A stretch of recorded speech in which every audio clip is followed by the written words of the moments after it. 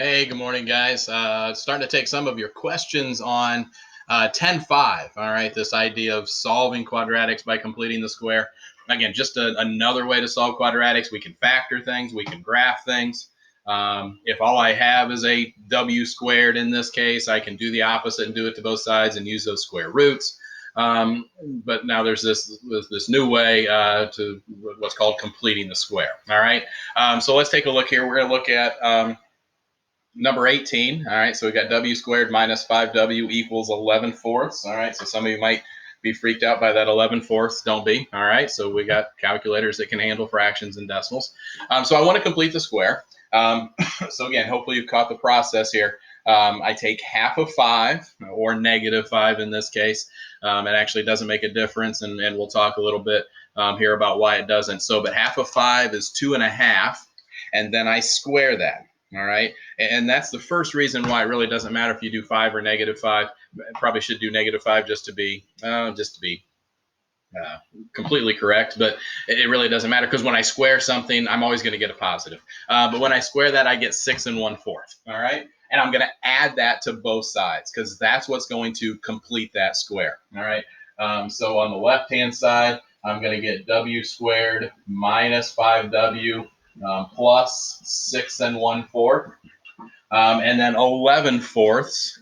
If I take 11 fourths, which is 2 3/4, all right, and I add that to 6 1/4, all right, I get 9. All right, so it actually doesn't work out. Doesn't work out too bad there. All right. So I have completed the square. All right. This is now a perfect square. I know that because we've made it that way. All right. And so now I can factor this. All right. And so I'm looking for two numbers that multiply together to give me 6 1/4, that add together to give me negative 5. It might not be obvious. It's not obvious to me.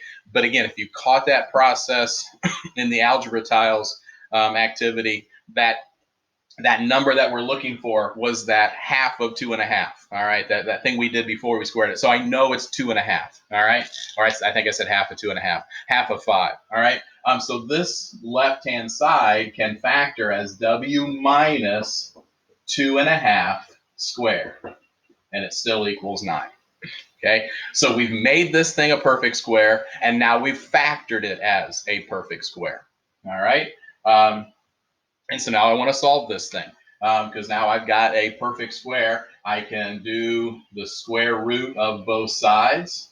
And that's going to give me my two equations, because when I do this, what number squared gives you 9? Well, it could be 3, or w minus 2.5 could be negative 3. Remember, we get those two different answers. All right, but now I've got two one-step equations that I can solve. All right, so I add 2.5 to both sides, so w could be 5.5, or if I add 2.5 to both sides here, w could be negative 1/2.